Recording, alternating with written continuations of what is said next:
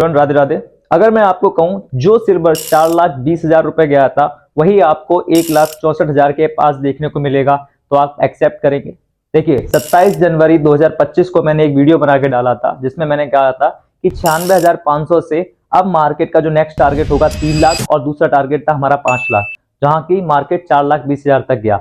लेकिन क्या वो 1,64,000 आ सकता है? मैं आपको लॉजिक और फैक्ट के साथ बताऊंगा। देखिए according to Elliott wave theory, ठीक है, एलियट वेव थ्योरी क्या कहती है कि कोई भी वेव आती है तो उसका इंपल्स होता है, और एलियट वेव थ्योरी के अकॉर्डिंग उसकी 3 वेव आती है और उसका अपना अलग अलग इंपल्स होता है। जिस तरीके से यहां हमको देखने को मिल रहा है वैसे एज इट इज हम सिल्वर में देखने की कोशिश करेंगे, और सेम उसी की तरह से जब करेक्शन आता है तो वैसे ही उसकी एक करेक्शन वेव आती है, फिर इंपल्स आती है, और जितना उसकी करेक्शन वेव 1 होती है वैसे उतनी ही करेक्शन वेव 2 होती है, उसके बाद मार्केट आपका उठता है। सिल्वर के अंदर भी मैंने वही बताने की कोशिश की है। अगर आप एक्चुअल में देखोगे तो जिस पॉइंट से सिल्वर में मूवमेंट आई तो आपको देखने को मिलेगा कि भाई 27 जनवरी 2025 को मैंने एक वीडियो अपने इंस्टाग्राम पे डाला था जहां पे मैंने 2022 में मैंने गोल्ड पे एनालिसिस की थी जब गोल्ड 48,000 से 52,000 की रेंज में था, और मैंने कहा था ये अच्छा खासा 75,000 तक चला जाएगा। लेकिन अब गोल्ड तो निकल चुका है और आगे भी निकलेगा, लेकिन अब आप एक चीज को पकड़ सकते हैं, वो है सिल्वर।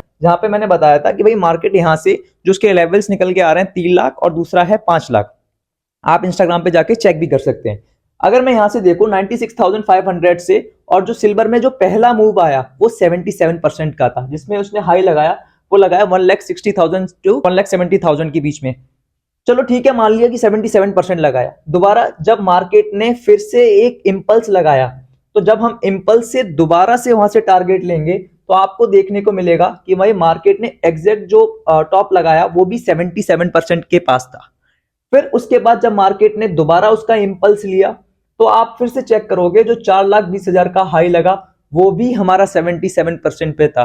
ये कोई कोइंसिडेंस नहीं है, ये क्या है, एक पूरी की पूरी एलियट वेव थ्योरी की तरह जो एल्गोरिदम है उसमें काम कर रहा है मार्केट, एक स्ट्रक्चर में काम कर रहा है। अगर आप समझने की कोशिश करोगे, अब 4,20,000 से मार्केट हमारा जो लो लगाया है ऑलमोस्ट, अगर आप चेक करोगे तो इसने जो लो लगाया है वो लगाया है 2,24,000 का, ठीक है। और उसके बाद जो मार्केट ने हाई लगाया है, जो इंपल्स लिया है, जो करेक्शन का इंपल्स लिया है, वो लिया है 2,91,000 और 94,000 के बीच में।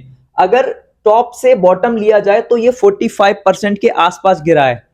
और अगर मैं फिर से अगर मैं यहां से टॉप से जो इसने इंपल्स लिया है वहां से फिर से मैं 43%, 44-45% मार्केट को नीचे की तरफ टारगेट लेके लगाऊं तो एग्जैक्ट मार्केट वहीं का वहीं आ रहा है। ये कुल मिला के एक तरीके से एलियट वेव थ्योरी के कॉन्सेप्ट पे काम किया है। अगर मैं आपको अपना इसमें समझाने की कोशिश करूं तो आप ये देखोगे कि यहाँ पे एक मूव आया, फिर करेक्शन हुई, फिर एक मूव आया, फिर करेक्शन हुई, फिर एक मूव आया। अब इसका ये करेक्शन फेज है और मार्केट यहां से नीचे गिर रहा है, ठीक है। अगर आप यहां देखोगे ये एक मूव है, फिर ये करेक्शन है, फिर ये मूव है, फिर ये करेक्शन है, फिर ये मूव है।